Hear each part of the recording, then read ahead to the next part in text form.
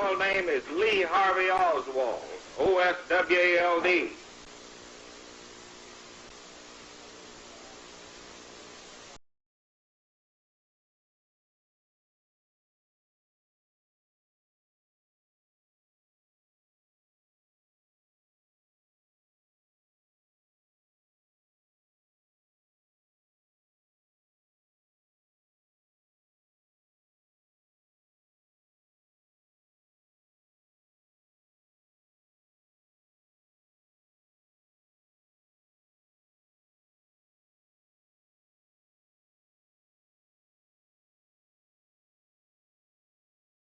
Nobody said what? Sir? You have been. Nobody said what? Okay, we ain't here. Okay. What did you do in Russia?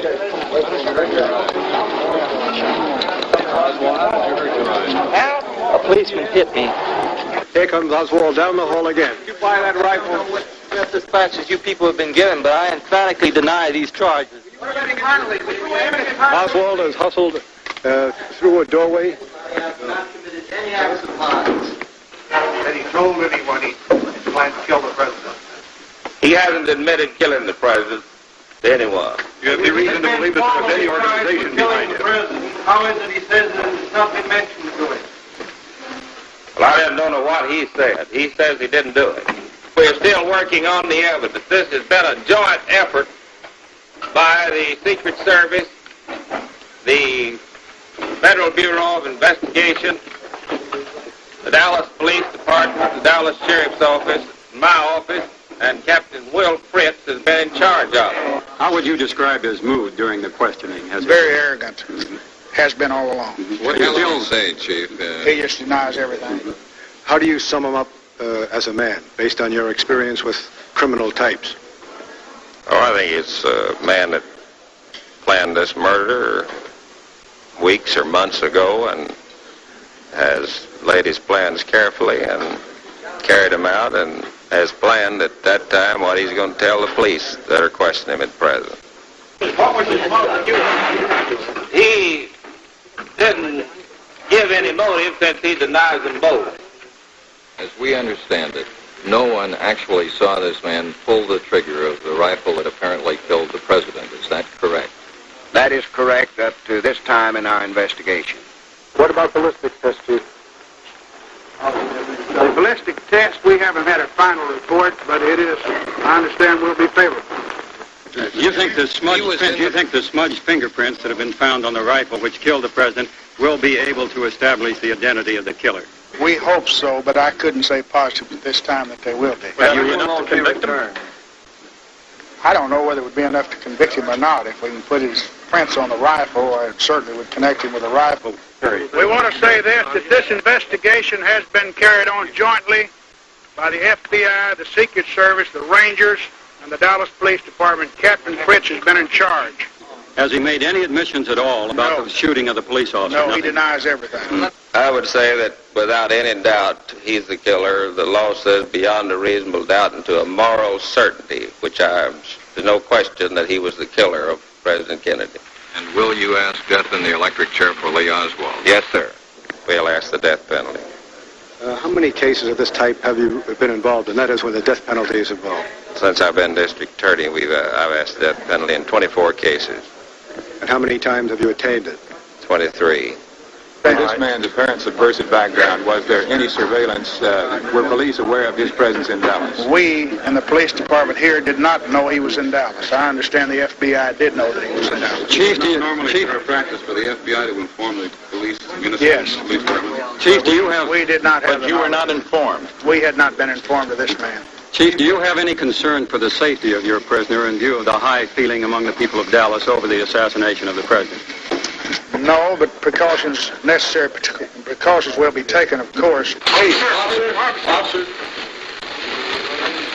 Yeah, he's got to be here. There he is. Here he comes. Now the prisoner wearing a black square-headed chain from his t-shirt.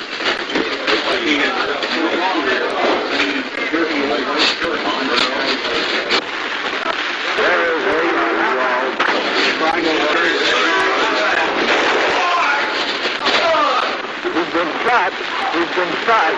Lee Oswald has been shot. Oswald expired at 1:07 p.m. He died. If he had lived, of course, he would be entitled to counsel. I think he is entitled to counsel now, and I think all of America now is entitled to have counsel for Lee Oswald so that we can find out actually what took place on November 22nd.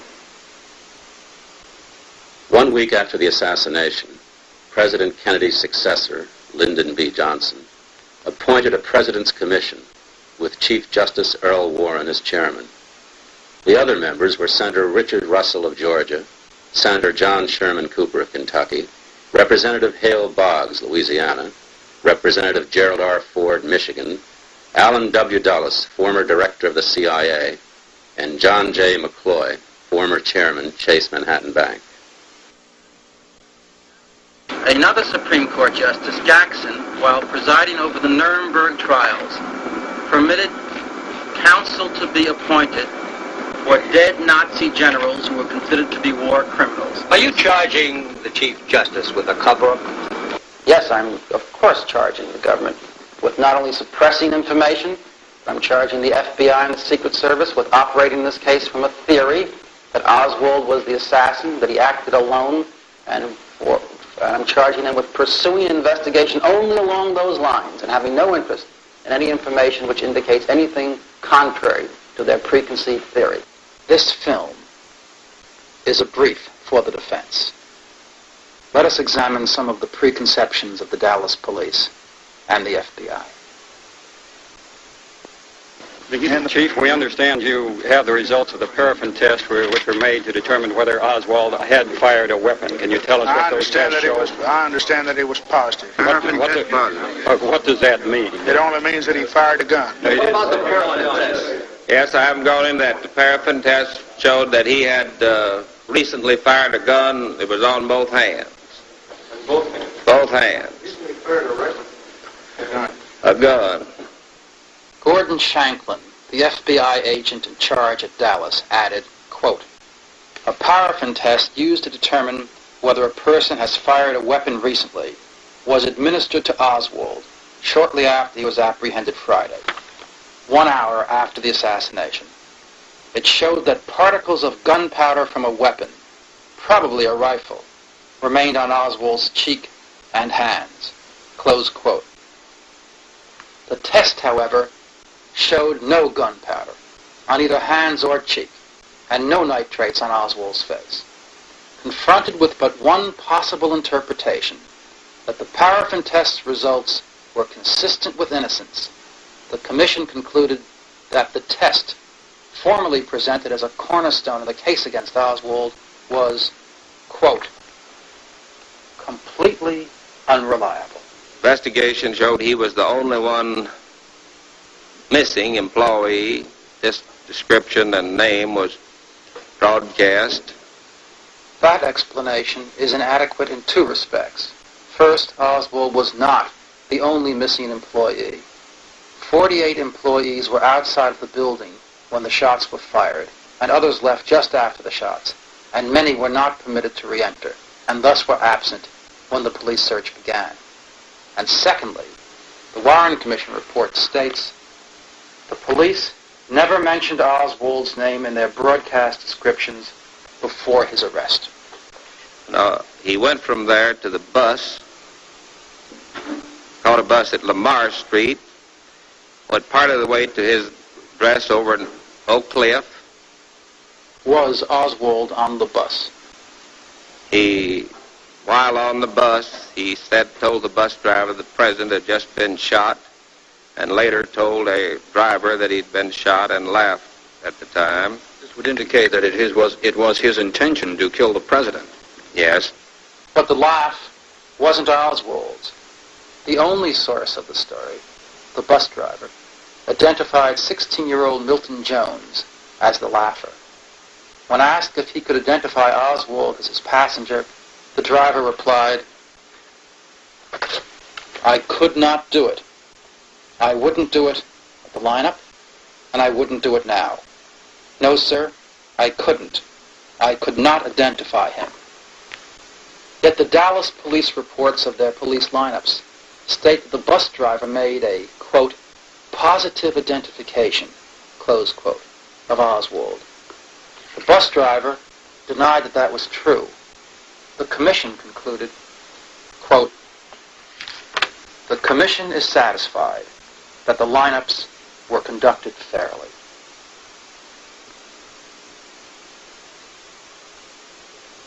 This is Dealey Plaza, Dallas, Texas. The presidential motorcade entered the plaza from Main Street. Turn north on Houston Street and southwest on Elm Street. The commission decided that the shots came from the 6th floor of the Texas School Book Depository, while the limousine was here. Directly in front and above the limousine is the triple overpass, a railroad bridge. To the right, on top of a grassy knoll, is a wooden fence, landscaped with bushes and trees. Behind the fence, a parking lot. Further back, the railroad yard, with a 14-foot tower maintained by the railroad company.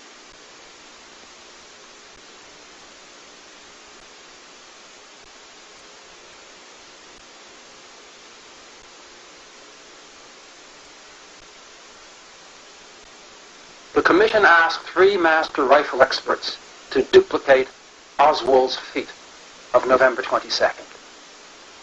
They failed. Was Oswald more skilled than the commission's experts?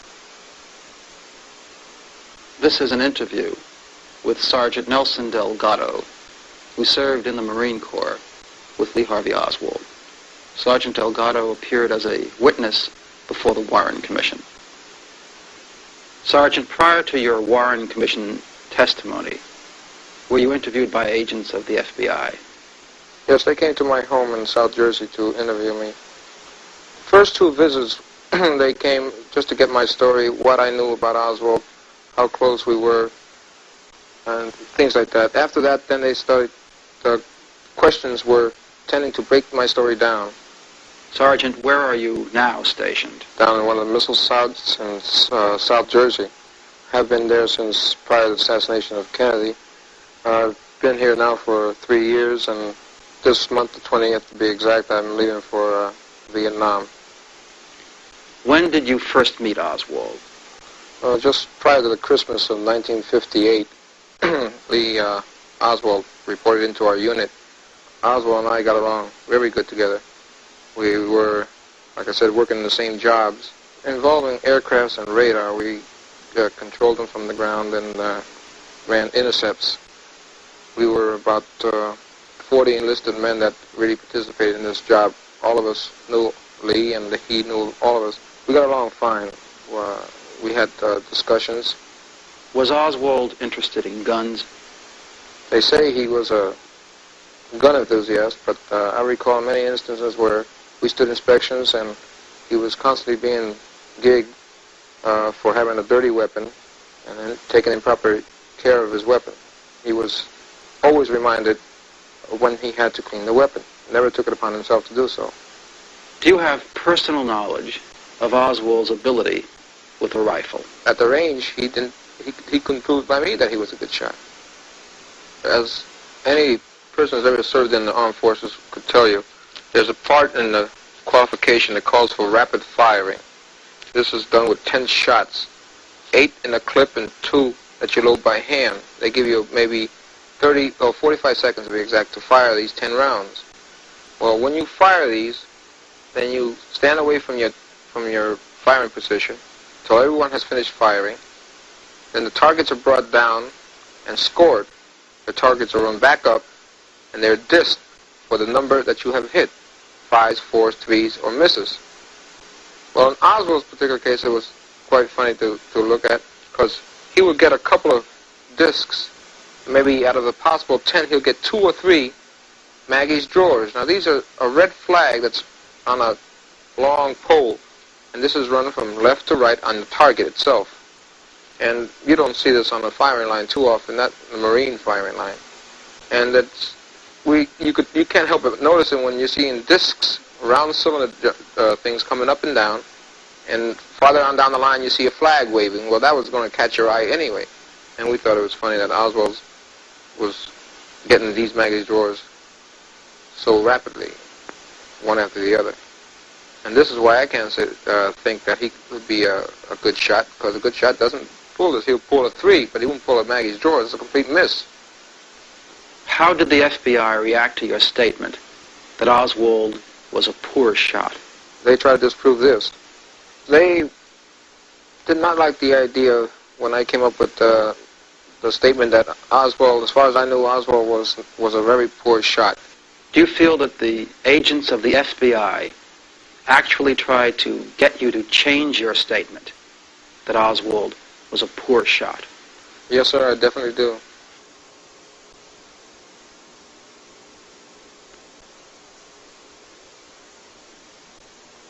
Nine wounds, 4 to President Kennedy, 5 to Governor Connolly, presented the commission with another puzzle. Did 2 bullets do all of the damage? A frame-by-frame study of film taken at the time proved that 2 of the shots occurred within 1.8 seconds, an impossibility. The commission agreed that the rifle could not be operated that quickly. Commission counsel Rankin stated, "To say they were hit by separate bullets is synonymous with saying that there were 2 assassins." But 2 assassins did not fit, so a new assumption was made. 1 bullet struck both the president and the governor. A 1-bullet, 2-victim theory. Necessity dictated that the theory become a conclusion. However, Governor Connolly, in a press conference, unquestionably, when the first shot was fired, I recognized it as a shot.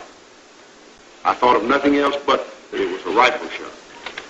I turned to my right. I had time to think. I had time to react. And I turned to my right to look back over my right shoulder to see if I could see anything unusual, and particularly to see if I could catch him out of the corner of my eye. Because I immediately thought... Him, you mean the president. The president. Because I immediately thought of an assassination attempt. The moment I heard the shot, I didn't see anything except just the general blur of waving, of people moving. Nothing really unusual. I did not see the president out of the corner of my eye, and I was in the process of turning back to look over my left shoulder. And had about come to the point where I was looking straight forward again when I felt the impact of the bullet that hit me. Which entered the right posterior chest, close to the shoulder blade, and coursed downward along the chest wall, taking out and fragmenting a portion of the 5th rib on the right.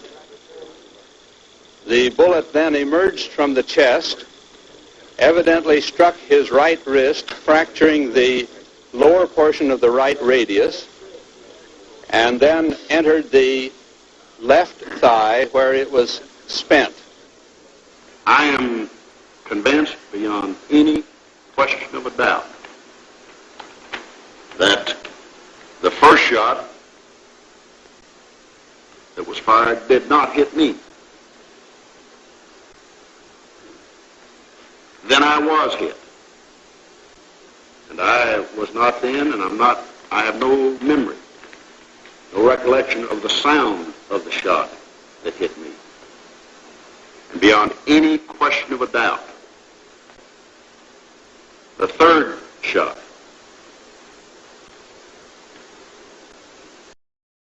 Pictures taken at the time of the assassination confirm the eyewitness testimony, for they reveal that Governor Connolly reacted to the bullet considerably after President Kennedy did.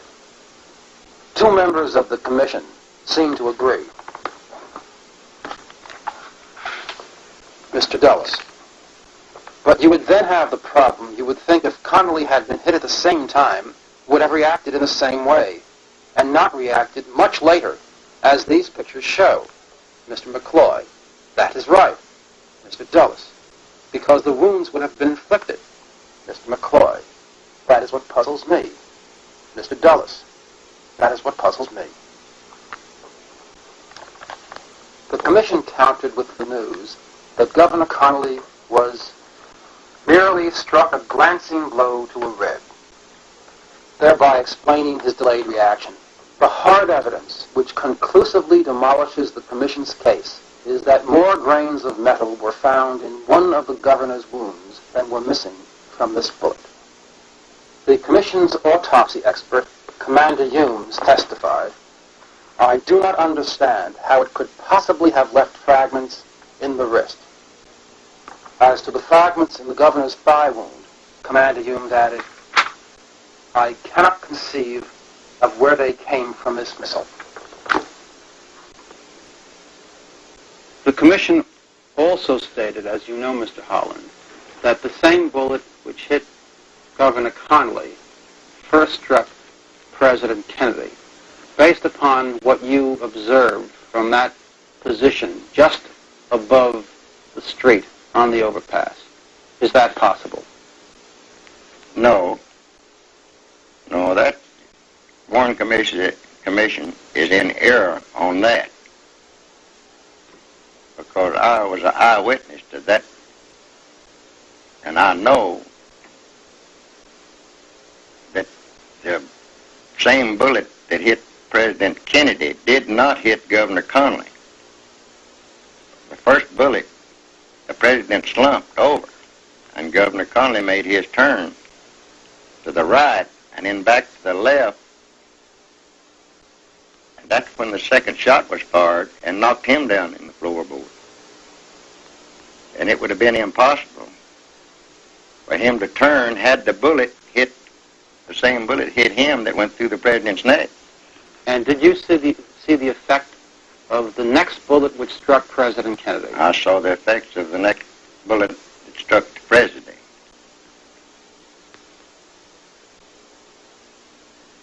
Because it flipped him over almost on his stomach and the side of his head, and his head was laying on the edge of the seat. He was laying more on his stomach, and his foot was hanging out over the car edge of the car, upside down.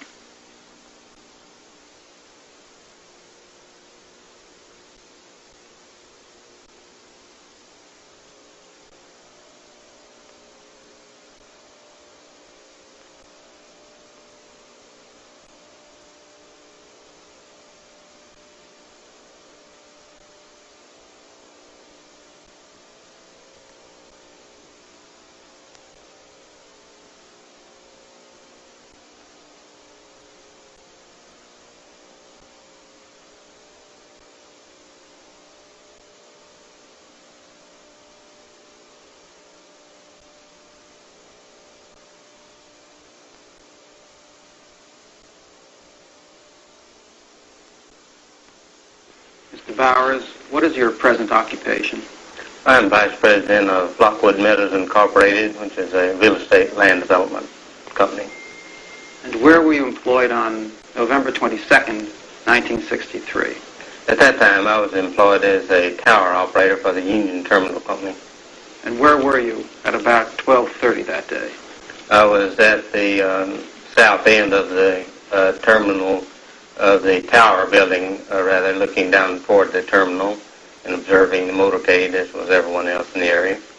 Could you tell us what you heard and what you saw from about 12 noon until the time that the shots were fired? Well, for some time that morning, since perhaps 10 o'clock in the morning, we had the area pretty well sealed off, and the policemen had been stationed on the triple underpass as well as other strategic corners in the area, so that there was very little traffic moving into this area at this time. This is a dead-end area which is used primarily for parking. After 11 or 11:30, there was practically no movement in the area whatsoever. However, about 12:10, give or take 5 minutes, there was a car which entered the area and probed around for some time. This car was a 59 Oldsmobile station wagon with a out-of-state license. It was muddy as if it had just come in off of the road from some area where it was a red sandy area. It was occupied by one male who spent 3 or 4 minutes in the area looking it over, and then, as he found out, left by the entrance, which is the only way in and out of the area at that time. Not too long after that, perhaps 5 or 6 minutes, a car of a totally different description, also occupied by one male, entered the area. Now, this man performed a similar action, and he toured down around the area, probing to examine the exits, and seemed at one or more occasions to have a mic or something resembling such an instrument up to his face.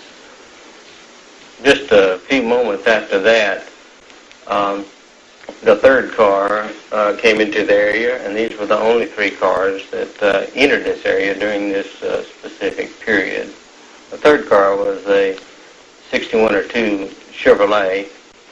This car was muddy all the way up to the windows as if it had just come in off the road.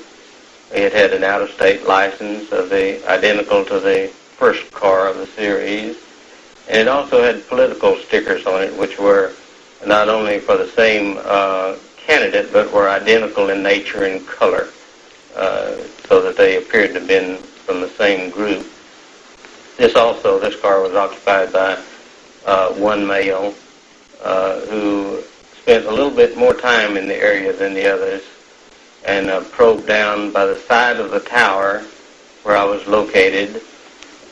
I could not state that these cars left the area entirely, because after they got back onto the extension of Elm Street in front of the school depository building, they were lost to my vision, so that they could have remained very close by.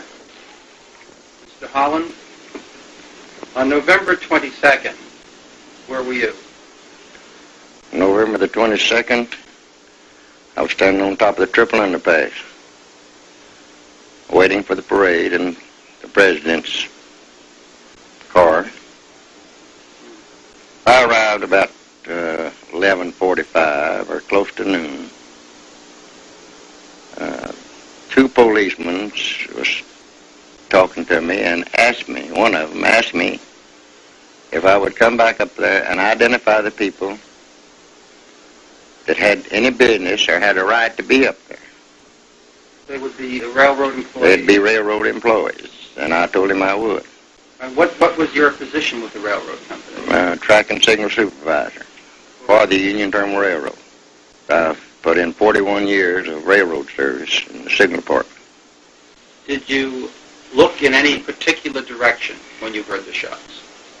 Yes, I looked over to where I thought the shot came from, and I saw a puff of smoke still lingering underneath the trees in front of the wooden fence. The report sounded like it came from behind the wooden fence. And a policeman throwed his motorcycle down in the middle of the street and run up the embankment with his pistol drawn. He was running toward that particular spot.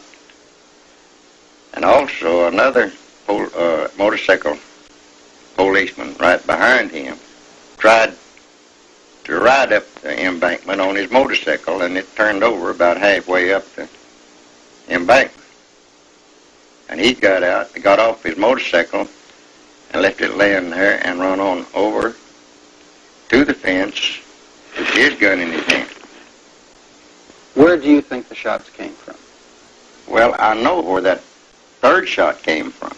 Where did that shot come from? Behind the picket fence. Is there any close to the little plaza? Is there any doubt in your mind that that shot came from behind the fence? There's no doubt in my mind.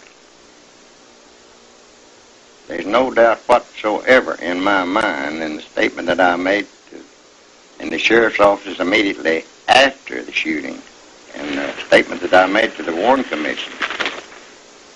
And I made it very plain there was no doubt in my mind. There was definitely a shot fired from behind that picket fence. I made it plain to the Warren Commission, and I think I made the same statement in the sheriff's office. there was a fourth shot. On November 22nd, Mr. Holland, did you tell the sheriff's office in an affidavit you signed that date that you saw a puff of smoke come from behind the picket fence? I am certain I did. Was it the general feeling, would you say, Mr. Holland, among the police officers and others, at the moment that the shots were fired, that at least one shot came from behind that wooden fence? There's about 6 or 8 of us boys from the Union Terminal run around there to find some evidence that there was someone around there. Certainly the ones that was with me that run around that fence realized what was happening. They told me the same thing that I told you, that there was definitely a shot fired, and they saw the smoke. We just all started running around that fence as a unit. Where were you on November 22nd, Mr. Dodd? I was standing on the underpass, Commerce Underpass in Dallas, Texas. Were you there alone? No, I was along with 3 friends of mine. Railroad men? Yeah, all railroad men. Mr. Holland was one of them. That's right. And did you see anything which might indicate to you where the shots came from? Well, we all 4 seen about the same thing. As the shot, the smoke came from behind the hedge on north side of the plaza, and a motorcycle policeman dropped his motorcycle in the street with his gun in his hand and run up the embankment to the hedge. And then I went north to look around the corner to see if there's anyone behind the hedge, and met Special Agent of the Katy Railroad, and he went down there, and I walked along with him to see if there were any tracks there, in which there were tracks, and cigarettes butts were laying where someone had been standing on the bumper, looking over the fence or something.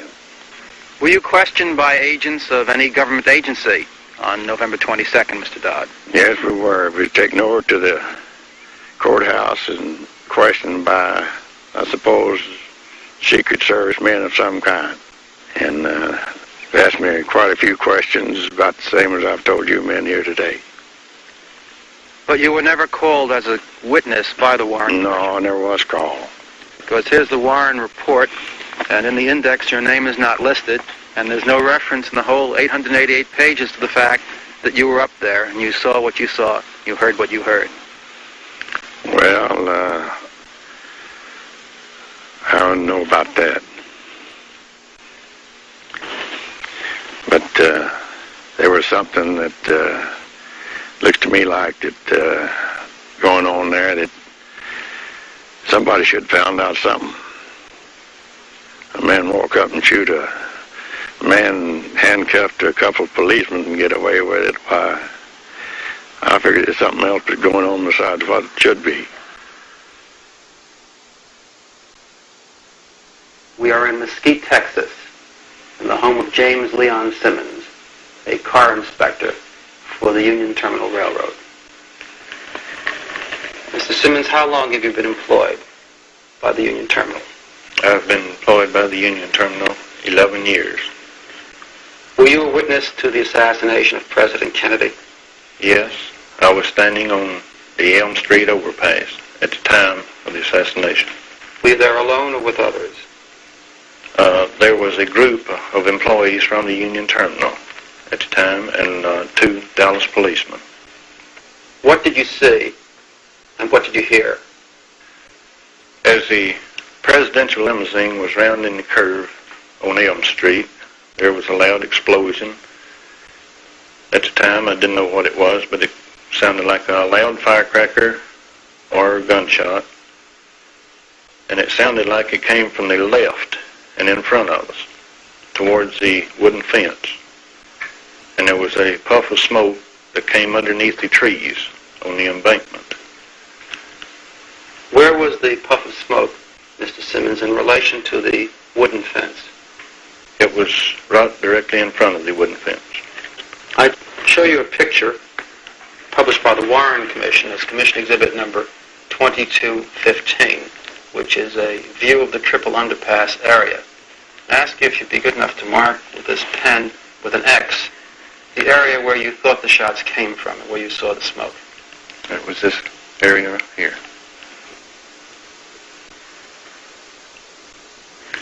After you heard the shot and saw the smoke, what did you do? I was talking with a patrolman Foster at the time, and as soon as we heard the shots, we ran around to the wooden fence.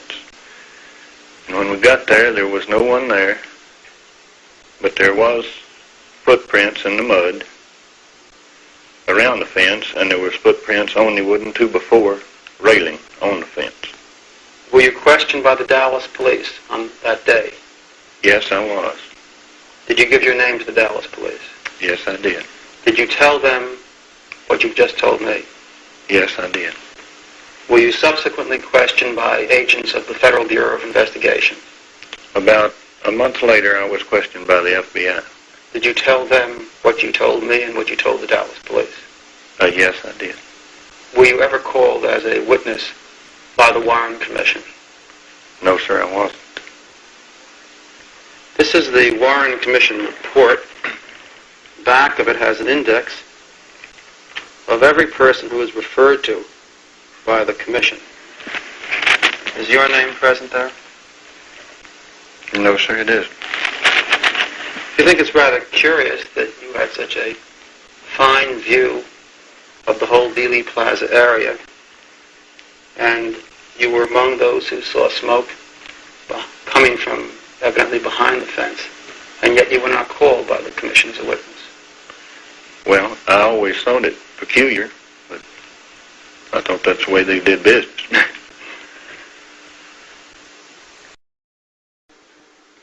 It wasn't but about 30 seconds till the presidential motorcade rounded the corner of Main Street to turn over onto Elm. But right after the presidential car had turned the corner, I heard these three loud noises when I jumped behind the concrete abutment, which is between Main and Commerce. There was a motorcycle policeman that just stopped his motorcycle up by the monument and had drawn his revolver and was racing up the hill to the left of him. There was a deputy sheriff, which I think was stationed under the underpass, Buddy Walters. At this time, I says, you know, I felt something sting me on the face as I was standing down there. I said, just sting, and Walters looked at me and says, yes, says, you got blood on your cheek. He says, where were you standing? I says, well, down by the underpass. So we started walking down there, and when Walters got about, I'd say 10 feet away, he says, look there on the curb, there was a very visible mark on the curb where a bullet had struck.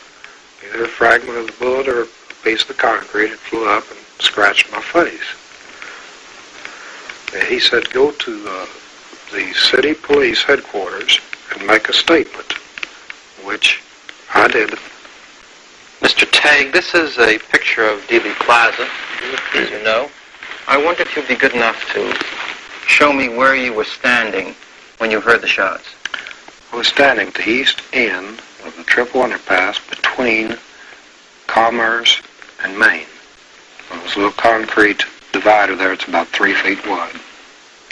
And, sir, could you indicate where the bullet struck the concrete curb? The bullet struck the curb on the south curb of Main Street. That would be right here. And at the time that you first heard the shots, what was your impression as to the origin of those shots? My first impression was that they had come from the left of me. Would you indicate on the picture where that would be? Up in this area here towards the hill. Where in relation to that wooden fence? Well, somewhere towards the wooden fence. Mr. Tagg, on the 22nd, when the shots were being fired, your first impression was that they came from the area near the wooden fence. That's correct.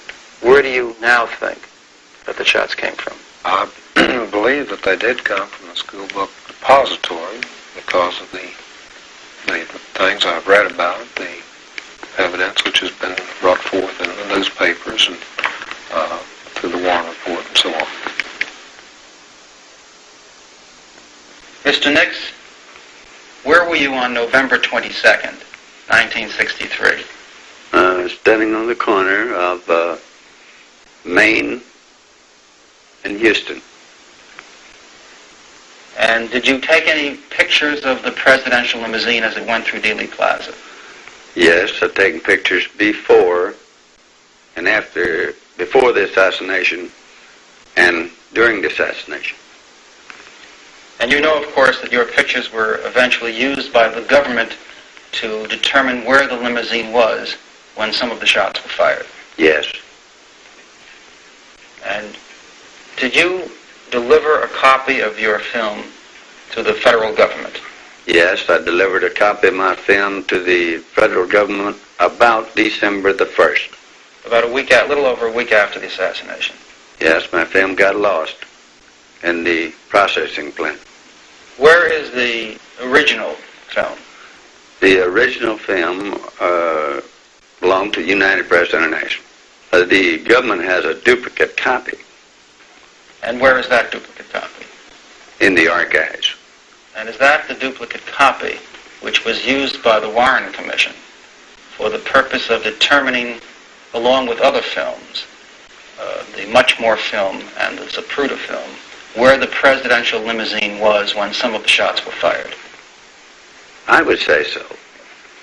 Well, you now have a copy of your film, which you were kind enough to show to us this afternoon. Is that copy the same as the original which you gave to the FBI on December 1st? I would say no. There is some films maybe missing, some frames. Some of the frames were ruined.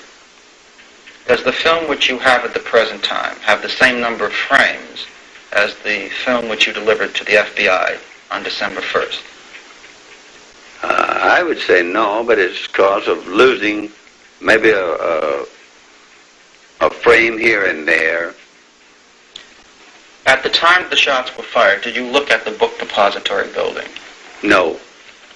Did you think at that time that the shots came from the book depository building? No, I thought it came from a fence between the book depository and the railroad track. Did anyone else who you know, who you've spoken with, also believe that the shots came from there? Most everyone thought it came from the fence behind the book depository. Did you have occasion to speak with Forrest Sorrells, who was, of course, a friend of yours, and the Secret Service agent in charge of Dallas that day? Yes, I did. Did he tell you where he thought the shots came from? He thought they were coming from the same place. Which is? Behind the fence. At the present time, where do you believe the shots came from? Well, they came from the book depository because there's proof that it did come from there. I see. This you've read in newspapers and you've read the report? Yes.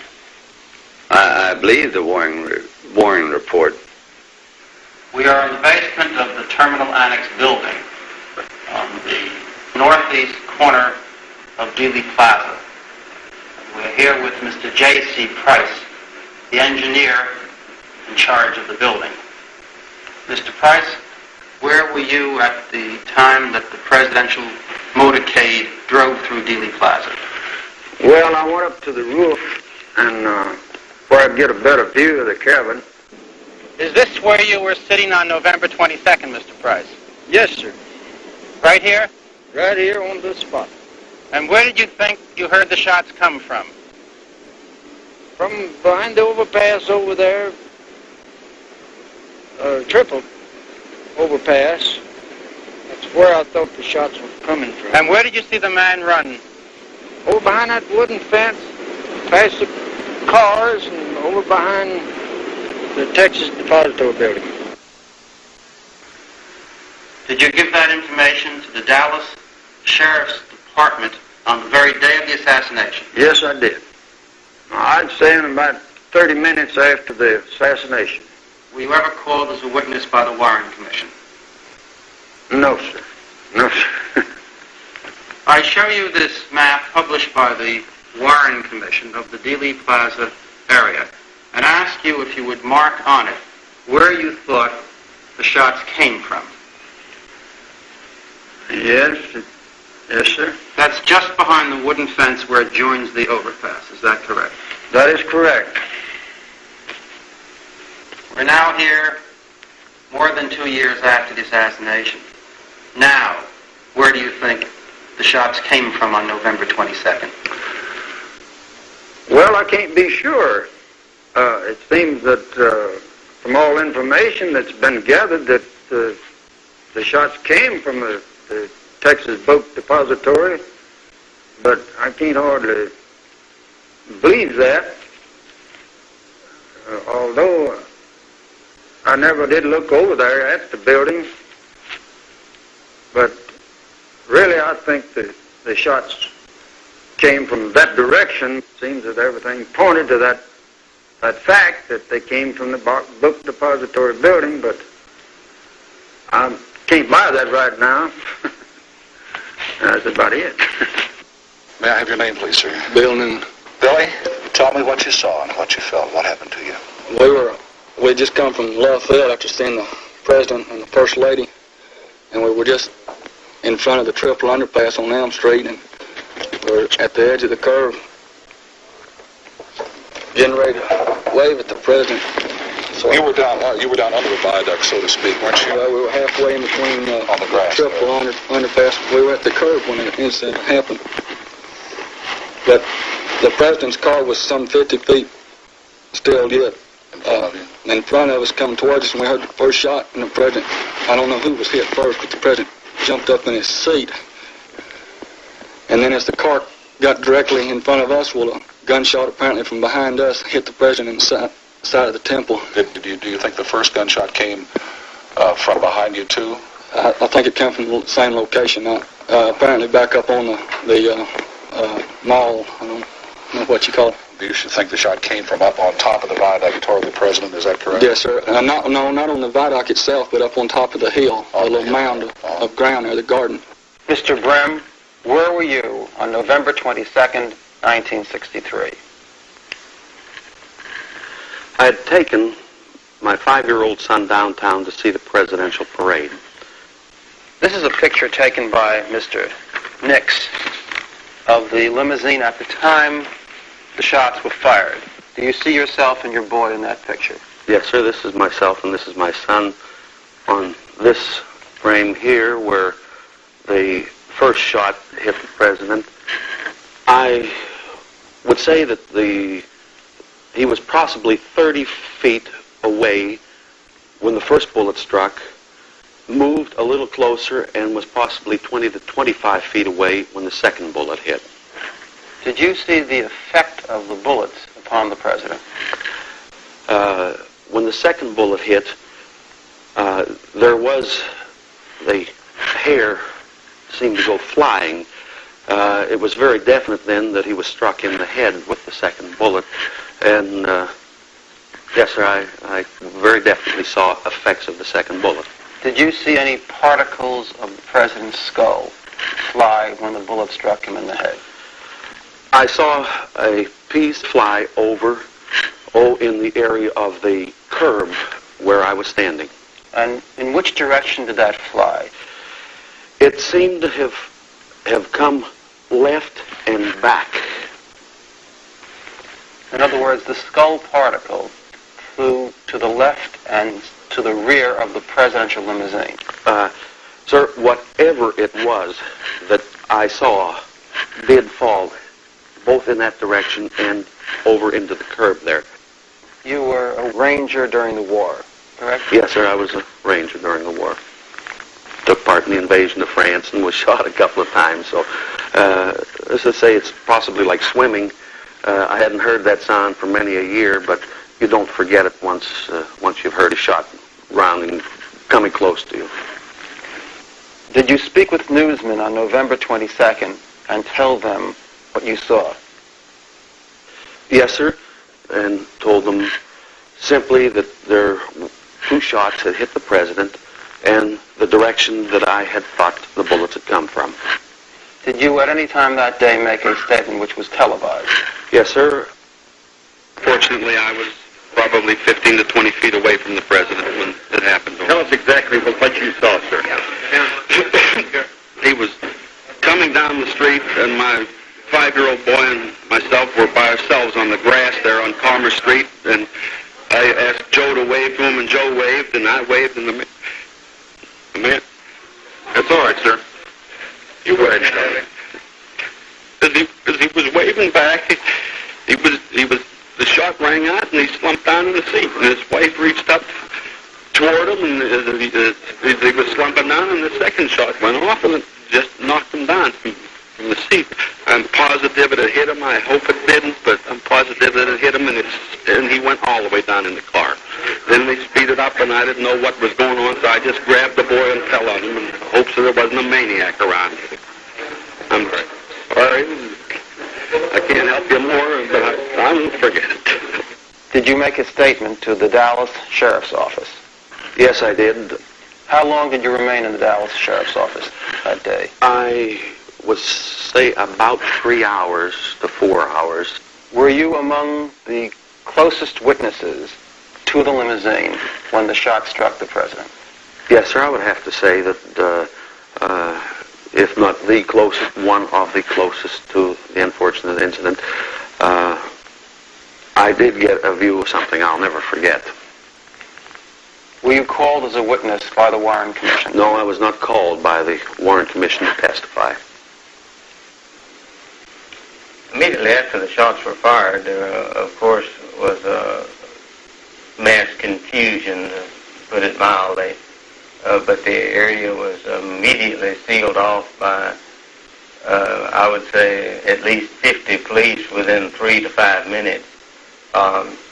The first one to appear on the scene, other than those who, of course, who were standing around, including 2 on top of the triple underpass, was one who rode a motorcycle up the incline coming up from the lower portion of Elm Street, and he rode perhaps 2/3 of the way up or more before he deserted his motorcycle. At the time of the shooting, in the vicinity of where the 2 men I've described were, there was a flash of light, there was something which occurred which caught my eye in this immediate area on the embankment. Now, what this was, I could not state at that time, and at this time I could not identify it, other than there was some unusual occurrence, a flash of light or smoke or something which caused me to feel like something out of the ordinary had occurred there. In reading your testimony, Mr. Bowers, it appears that just as you were about to make that statement, you were interrupted in the middle of the sentence by the commission counsel, who then went into another area. Well, that's correct. I was there only to tell them what they asked, and so that when they seemed to want to cut off the conversation, I felt like that was, as far as I was concerned, that was the end of it. Mr. Bowers, how many shots did you hear? There were 3 shots, and these were spaced with 1 shot, then a pause, and then 2 shots in very close order, such as perhaps almost on top of each other, while there was some pause between the first and the second shots. Did you tell that to the Dallas police? Yes, I told this to the police, and then also told it to the FBI, and also I had a discussion 2 or 3 days later with them concerning this, and they made no comment, other than the fact that when I stated I felt like the second and third shots could not have been fired from the same rifle, they reminded me that I wasn't an expert, and I had to agree.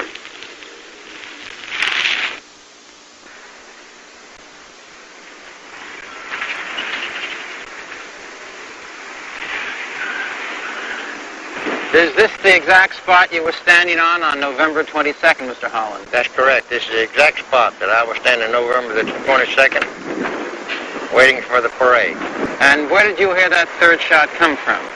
Right over about 20 or 30 feet from the other end of that little picket fence. And where was the smoke that you saw? It drifted right out underneath those green trees, those two trees. From behind the fence? From behind the fence.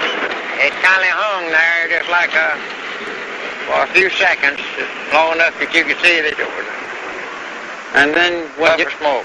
And then what'd you do?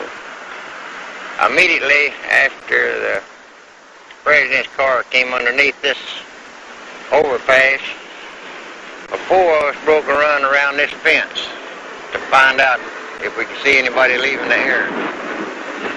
Can we walk this way now that you went on the 22nd? No, we can walk that way right now. Fine.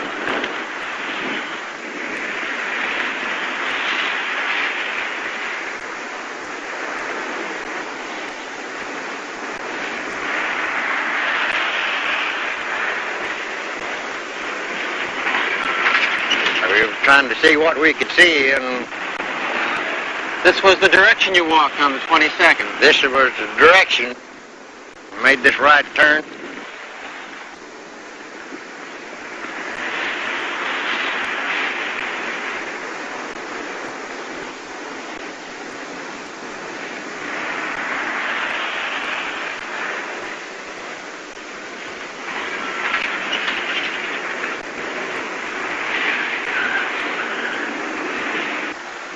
Jumped this steam line, this pipe, and one man right behind me jumped, and another one jumped right on top of him. Fell on top of him? Fell on top of him. And were there more cars here on the 22nd than there are today? They were bumper to bumper. It was just a sea of cars. You couldn't hardly get through them. We were jumping over the bumpers, over the hood of the cars to work our way to the spot that we saw the smoke and heard the shot. And then we came up to the wooden fence. Mr. Holland, did you remain behind here for a while when the police officers were searching the area? Approximately 15 minutes before I had to go back to my office. There was about 40 or 50 people around here searching. And what did you find here? A lot of footprints behind this car, mud on the bumpers, and I looked around to see if I could find some empty shells or any evidence of a shot being fired and the bullet shell rejected from the gun. And this is where I saw the smoke from the third shot. Right drifting out around here? Just drifting out underneath these trees. And when that shot hit the president, as he passed by this lamppost, did you see the effect of the shot upon the president? Well, it knocked him over to his left, down in the car. Away from here? Away from here. About where was he in relation, where was the car, the presidential limousine, in relation to the lamppost? Just a little to the left of that lamppost we're looking at.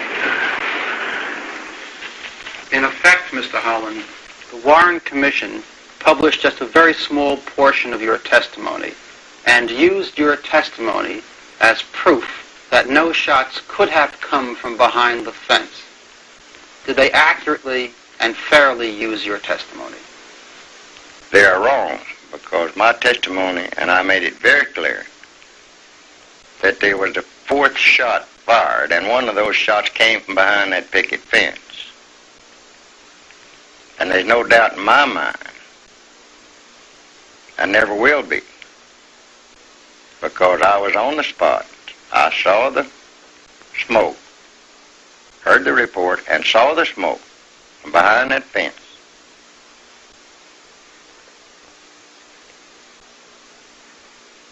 And I don't see how that they could doubt there was a fourth shot fired. The vast majority of the witnesses who expressed an opinion as to the origin of the shots agreed with Mr. Holland that the shot did come from behind the fence. These witnesses, as this picture shows, were positioned throughout Dealey Plaza. The commission concluded that no credible evidence suggests that the shots were fired from any place other than the Texas School Book Depository building. Mr. Holland, you were on the overpass. You were probably in the best position of any witness on November 22nd. In your view, did the Warren Commission present all of the facts regarding the assassination of President Kennedy? Well, let me say this. The Warren Commission, I think, had to report in their book what they wanted the world to believe when they read the Warren Commission. As you know, as well as I know, that everybody in the world was reading this Warren Commission, and it had to read like they wanted it to read. They had to prove that Oswald did it alone. In preparing its evidence, the commission suppressed one photograph, mutilated another, cropped a third, and made a mystery of a fourth. And I took the picture. It so happened my picture, when I took it, was at the same instant that the president was hit. And that does show in my picture. Did you realize what had happened when you heard the shot? No, I didn't. There was, 3 or 4 real close together. And it was, must have been the first one that shot him, because that was the time I took the picture. And during that time, after I took the picture, and the shots were still being fired, I decided I better get on the ground. You did lie down? I did. I was, no more than 15 foot from the car, and in line of fire, evidently. Did Mrs. Kennedy scream on the first shot? I don't know about the first shot, but she did scream. She says, "My God, he's been hit, or he's been shot." Now, the picture you took, I understand the FBI has it now. Yes, that's right. The federal police did have it on November 22nd, but it was never published or referred to by the commission. The agent who took it from Mrs. Mormon described it, quote, "Mrs. Mormon had taken a picture of the lead motorcycle officer. In the background of this picture was a picture of the book depository building and the window where the gunman sat when doing the shooting." A picture of the window at the time of the shooting? Why wasn't it published? Wasn't it conclusive proof of Oswald's guilt or innocence? This is Commission Exhibit 5. It purportedly was found among Oswald's effects. It depicts General Walker's home in Dallas and was used by the Commission as proof that Oswald shot at General Walker. Marina Oswald was questioned about it before the Commission. Question. License plate? Mrs. Oswald. I would have remembered this black spot if it were there at the time the Commission showed me this, or the FBI. When the FBI first showed me this photograph, I remember that the license plate, the number of the license plate, was on this car, was on the photograph. It had white and black numbers. There was no black spot that I see on it now. Question. Who showed you the picture? The FBI, or the Secret Service, or the Commission? Answer. The FBI first, and then the Commission. Question. Now, at the time the Commission showed you the picture in Washington, was there a hole shown in the picture where the car's license plate should be? Answer. No, I don't know what happened to this picture, because when the Commission showed me the picture, there was not this spot here. If there was a hole, I would have asked them about it right away. Why that hole is there, or that black spot. Associated Press photographer James Olkins took this picture as the first shot was fired. People all over the country asked, how could Oswald be downstairs watching the motorcade if he was upstairs shooting the president. The FBI puzzled over it too. The reason Baker's going to be down in this area down here. So this is the reason for this flashlight. So that's where we'll go. But that's just good.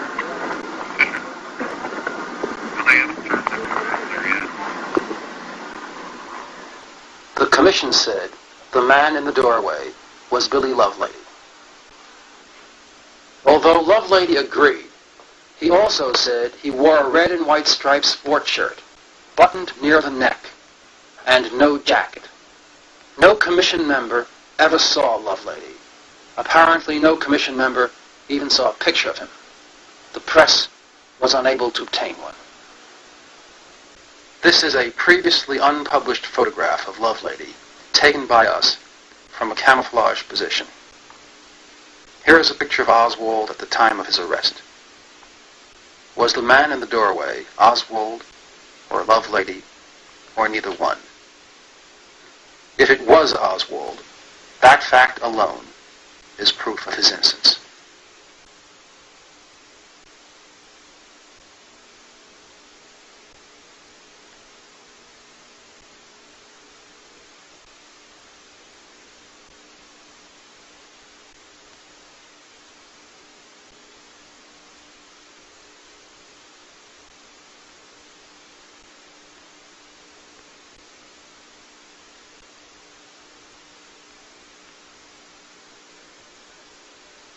The suspect's name is Jack Rubinstein, I believe.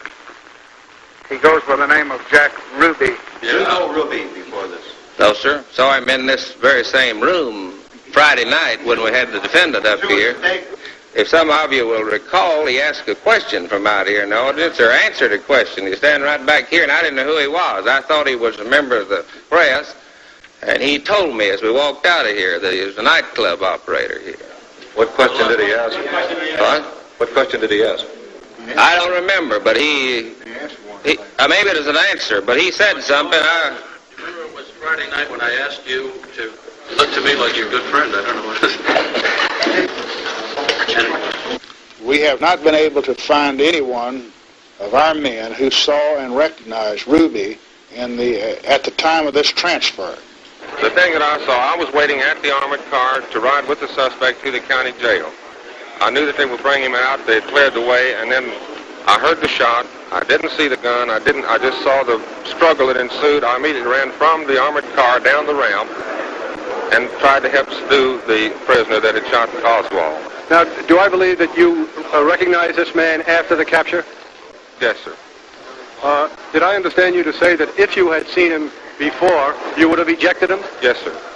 Well, now, as Oswald was escorted out, were the policemen to either side of him? Weren't there any in front of him? Yes. How did the man get by the policeman in front? The only thing I know is that someone said he jumped.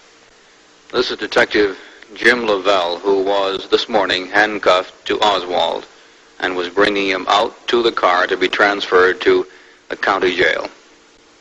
Could you tell us what happened?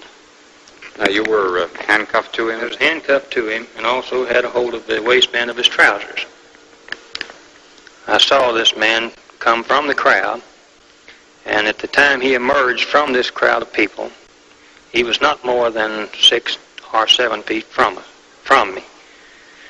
Did you see the gun in his hand as he came? I saw the gun in his hand as he emerged from the crowd. But being such a short distance from me, I had no time to say anything. Now, when Oswald fell to the ground, was he unconscious at that point? I would say if he was not, he was nearly so.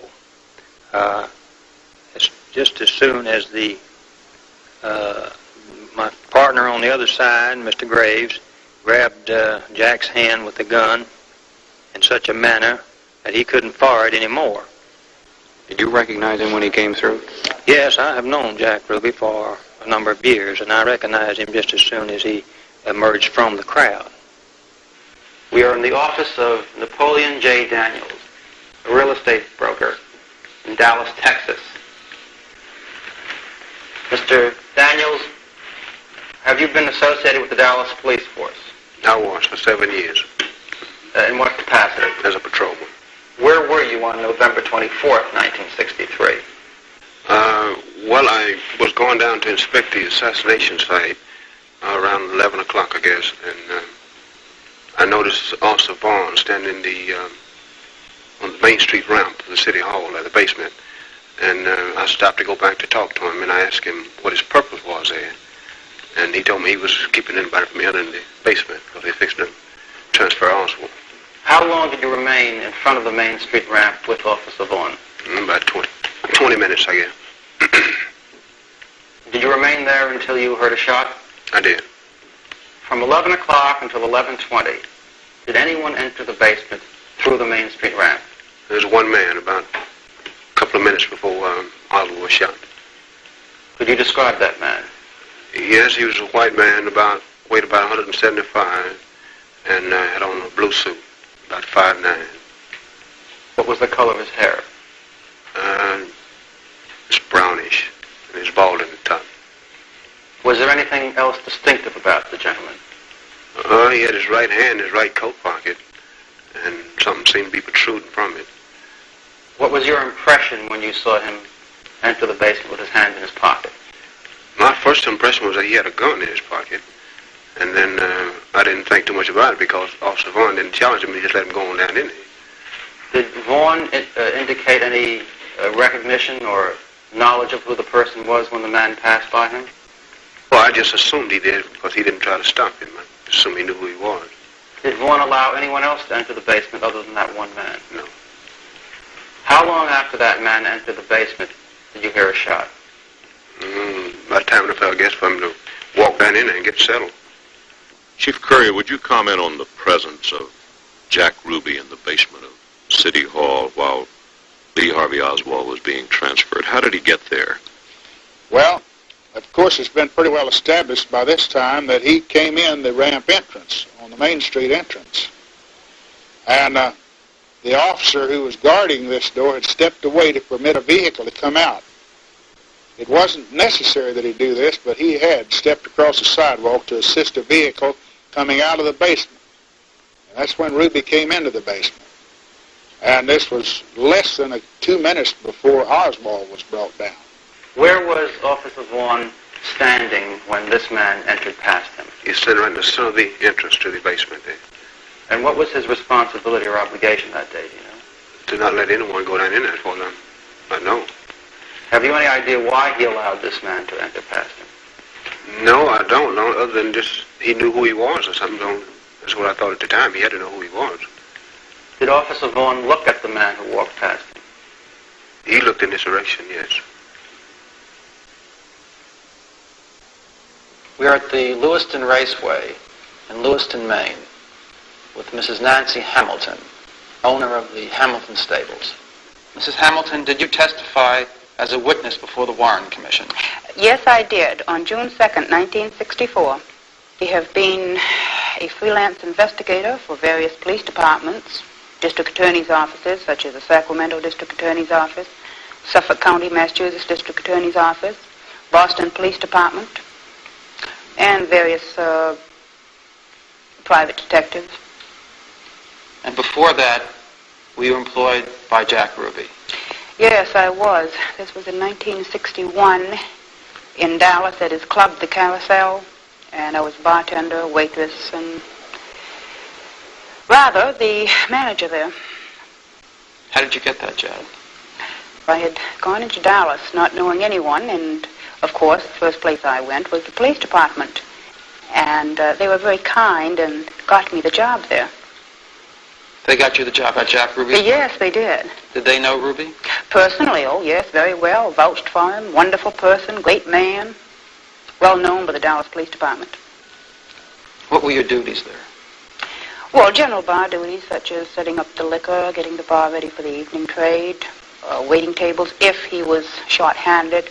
Otherwise, I'd be behind the bar serving the drinks. Did you ever serve drinks to Dallas police officers? Oh, yes. In fact, the Dallas police officers were the special boys, shall we say. We even had private stock for them. Private stock? Oh, yes. They wouldn't, bar liquor wasn't for them. We had names such as Hagen Haig or Black Label, the very, very high-priced drinks on the house, of course. You never, and that was a gross oversight if you ever charged a Dallas police officer or any official of the city of Dallas or Tarrant County. Well, other than the Dallas police officers, what officials did frequent Ruby's establishment? Oh, such as your district attorney, which would be Mr. Wade. Did you receive any specific instructions from Jack Ruby about serving drinks for the Dallas police officers? Yes, in fact, Jack told me point blank, he said, Nancy, if you ever, he said intentionally or unintentionally, charge a Dallas police officer, he said, you might as well go look for another job. He said, don't offend them, cater to them, talk with them, even if you ignore the other customers. Bend over backwards to be nice to them. Did Ruby perform any other favors for the Dallas police officers? Well, yeah, well, favors, well, we call them favors, I suppose so. He provided girls, gambling, and booze. How many Dallas police officers would you estimate Jack Ruby knew on a personal basis? At least half and probably two-thirds. There were almost 1,200 police officers in Dallas in 1963. Would you say Ruby knew 600 of them? Oh, easily. A great deal has been written about the relationship of the Dallas Police Department with Jack Ruby. We have 1,200 men in our department, and we had each man to submit a report regarding his knowledge or acquaintance with Jack Ruby. Less than 50 men even knew Jack Ruby. You see, Jack Ruby was a man who wanted to be noticed, wanted to be known. And he used to frequent the Dallas Police Department. And he used to brag, oh, I can get this fixed for you, or I can get that fixed for you. Did the Dallas Police Department or District Attorney's Office ever do any favors for Jack Ruby? Several that I could probably name, such as don't offend them, cater to them, talk with them, even if you ignore the other customers. Bend over backwards to be nice to them. Did Ruby perform any other favors for the Dallas police officers? Well, yeah, well, favors, well, we call them favors, I suppose so. He provided girls, gambling, and booze. How many Dallas police officers would you estimate Jack Ruby knew on a personal basis? At least half and probably two-thirds. There were almost 1,200 police officers in Dallas in 1963. Would you say Ruby knew 600 of them? Oh, easily. A great deal has been written about the relationship of the Dallas Police Department with Jack Ruby. We have 1,200 men in our department, and we had each man to submit a report regarding his knowledge or acquaintance with Jack Ruby. Less than 50 men even knew Jack Ruby. You see, Jack Ruby was a man who wanted to be noticed, wanted to be known. And he used to frequent the Dallas Police Department. And he used to brag, oh, I can get this fixed for you, or I can get that fixed for you. Did the Dallas Police Department or District Attorney's Office ever do any favors for Jack Ruby? Several that I could probably name, such as serving drinks a little late. I mean, Ruby was permitted to serve drinks after hours. He did, and no one ever interfered. And, of course, it was common knowledge that he ran girls and gambling, and I've never seen him any kind of pickup on him. Did you serve mixed drinks to police officers? Yes. Is it against the law in Dallas to serve mixed drinks? Oh, yes, definitely, except in a private club. This, of course, was not a private club. No, open club. So that every time you served a drink to a police officer, it was a violation of the law? Yes, and I'd say I probably broke the law a few hundred times in doing so. And, of course, the police were witnesses. Well, up to a point they were witnesses. After that, I guess they probably didn't care. Mr. Johnson, when did you first meet Jack Ruby? I met Jack Ruby in 1952 on Irving Street, a place called the Silver Spur. I went to work for Jack Ruby in 1956. And the club was a Vegas club. I worked for him for about 6 years. Did Ruby know many Dallas police officers? Well, yes, he did. I'd say he knew probably half of the people on the force. There were about 1,200 police officers on the force. Yes, well, I'm sure he knew about the half of them. And he was very nice to them. We have 1,200 men in our department, and we had each man to submit a report regarding his knowledge or acquaintance with Jack Ruby. Less than 50 men even knew Jack Ruby, and less than a dozen had ever been in his place of business. Most of these that had been in his place of business had been in there because they were sent there on investigations or had answered a call for police service. I believe there was 4 men in our department that we were able to determine had been there socially, that is, off duty in the presence and were present in his nightclub.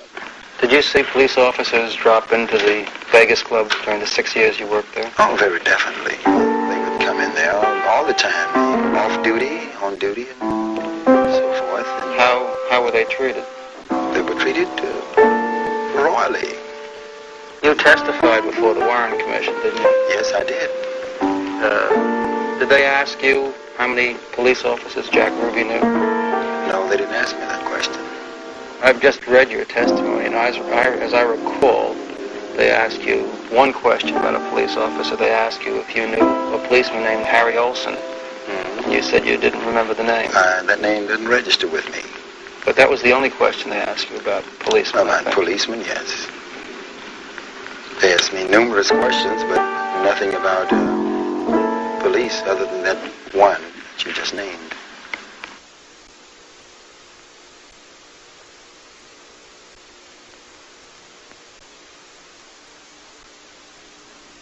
We are at the office of Penn Jones, Jr. in Midlothian, Texas, 25 miles from the Dallas courthouse. For the past 2 years, he alone in the Dallas area has conducted an independent investigation into the assassination of President Kennedy.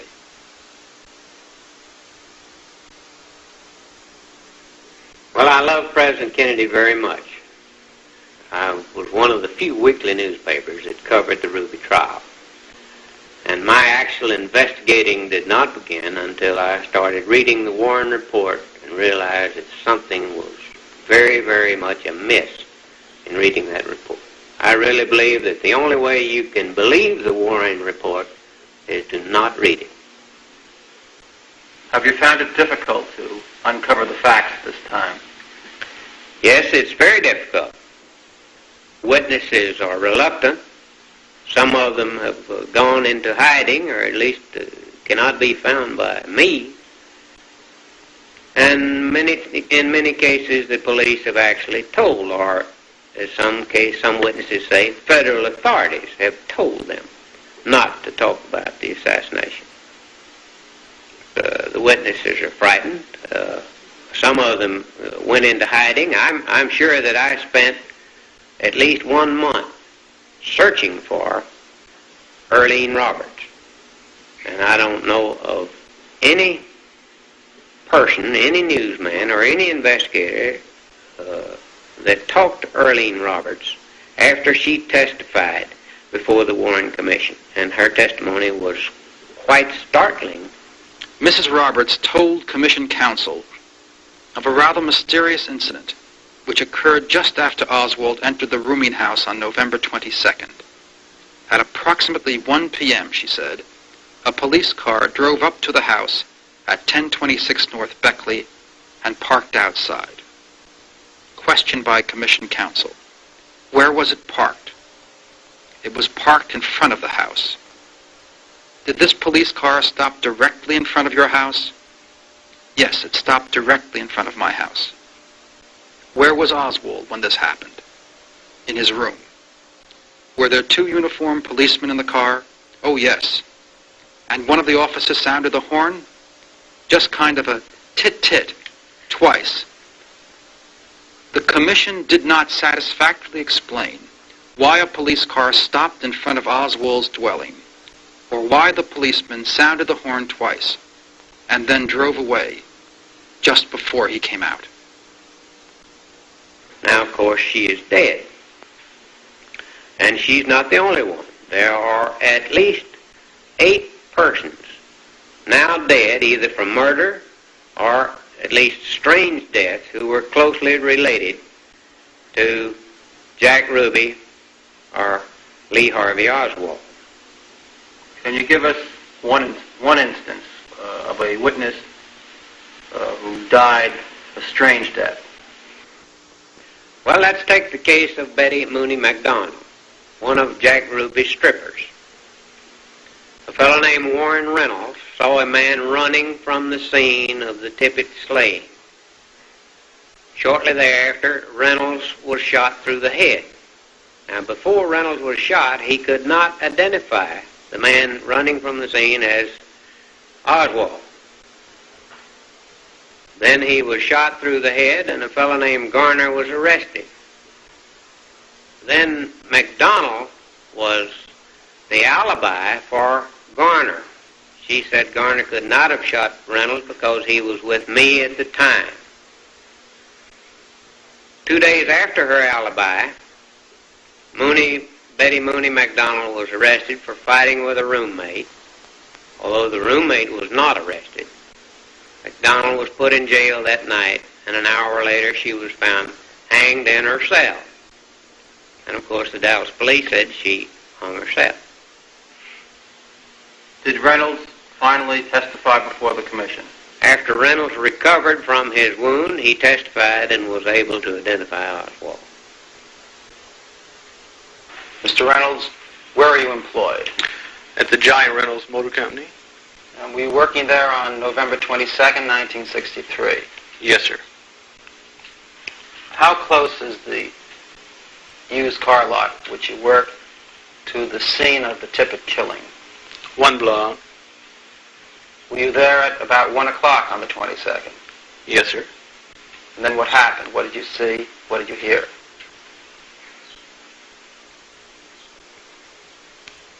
We were listening to the radio about the assassination, and we heard these shots, and we ran out on this porch, and we saw this gunman running up the street, and I followed him for a block until I lost him. And then I was going back to the used car lot, and this policeman stopped me and asked me what had happened. And I told him that I had seen this man with the gun, and I had followed him, and I lost him.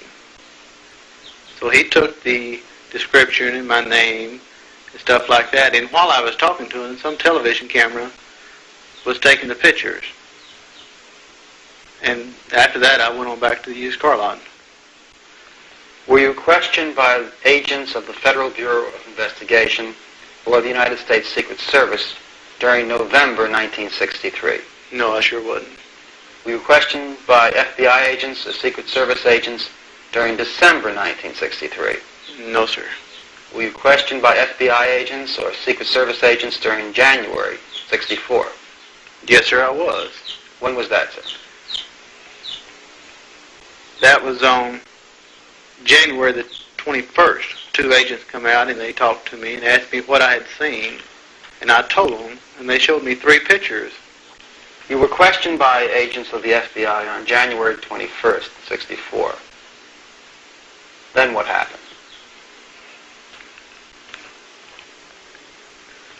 2 days after that, as I was closing up the used car lot one night, when I went downstairs to turn off the lights, some gunman was hidden down there, and he shot me. He shot me through the glasses, right here, and the bullet lodged right over here. Mr. Reynolds, who knew about your questioning by the FBI between the time that you were actually questioned by them and the time that you were shot 2 days later? Just friends and, of course, my family. The commission concluded on page 663 of its report that it was wild speculation for anyone to think that there might have been a connection between the fact that you were shot in January and the fact that you observed the gunman flee from the Tippit scene. What is your comment, sir? If they would catch the man and prove that he did do it, we could figure out from there whether he was connected or not. And until then, I don't believe anybody is smart enough to say whether it is connection or not. That's one of the examples, and there are many others. Bill Hunter was shot through the heart in the police station out in Long Beach, California.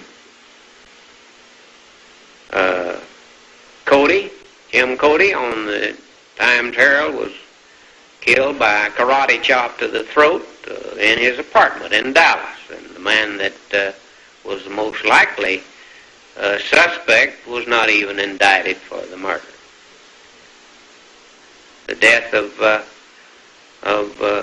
Tom Howard is a very strange one. They said he died of an apparent heart attack. There was no autopsy. But I know personally that Tom Howard was acting very strangely 3 days before he died. I and other people who saw him felt like that he was very frightened. 3 days later, he was dead. Now, he was the man who saw Jack Ruby first after the killing of Oswald. Well, whether these deaths are related to the assassination or not, does the fact that witnesses have died in this fashion tend to make it more difficult to secure statements from those witnesses who have survived? Certainly, there is very little evidence, first-hand evidence left with the erasing of the lives of Tippit and Oswald and these other people who had first-hand conversations with either Ruby or Oswald. That has made the gathering of evidence very difficult. And the continued threats on these people who still have evidence makes them hesitant to talk, and it makes anyone trying to do investigative work very, very difficult. Do you know of any witnesses, commission witnesses, who were threatened before they testified before the commission? Mrs. Clemens was one. She witnessed the killing of Tippit. Mrs. Clemens, where were you on November 22nd, 1963? I was working for Miss Smotherman, 327 East 10th, just down the block from where Tippit was killed. Did you know Officer Tippit? Yes, I saw him pretty many times. And did you hear the shots? Yes, I heard the shots. And what did you do? I ran out into the street and looked down the street, and I ran back down the street where he was lying, and I looked at him. Now, when you heard the shots and you went out of the house, did you see a man with a gun? Yes, I did. What was he doing? Oh, he was reloading it. When I said he was reloading his gun. And how would you describe that man? Well, he's kind of chunky. He's kind of heavy. He wasn't a very big man.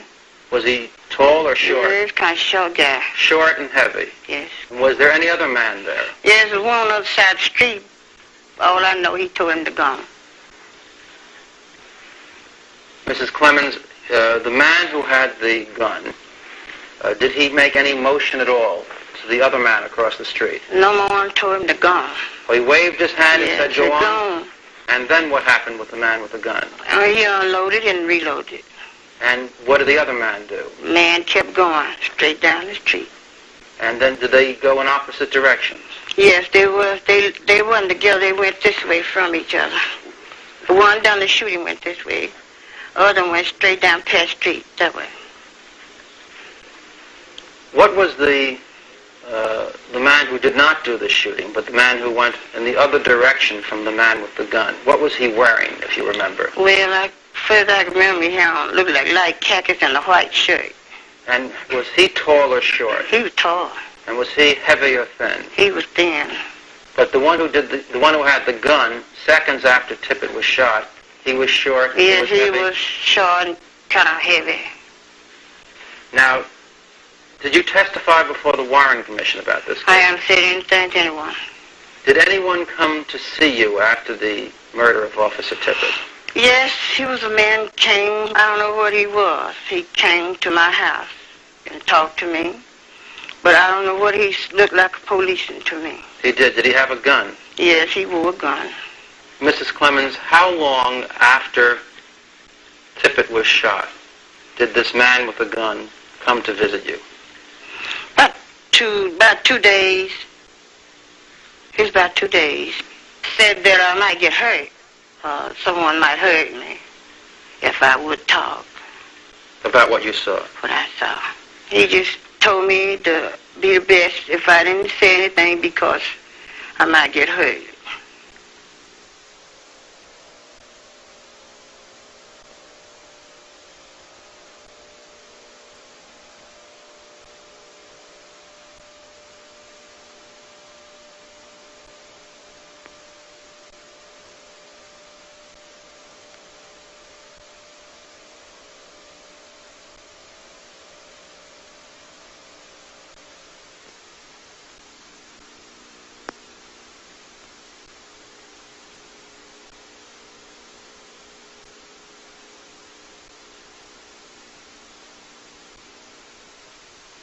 I would love to see a computer faced with the problem of coming up with the probabilities of the assassination taking place the way it did, with all of these strange incidents that took place before and are continuing to take place after the assassination. I think all of us who love this country should be alerted that something is wrong in the land. Full name is Lee Harvey Oswald, O-S-W-A-L-D.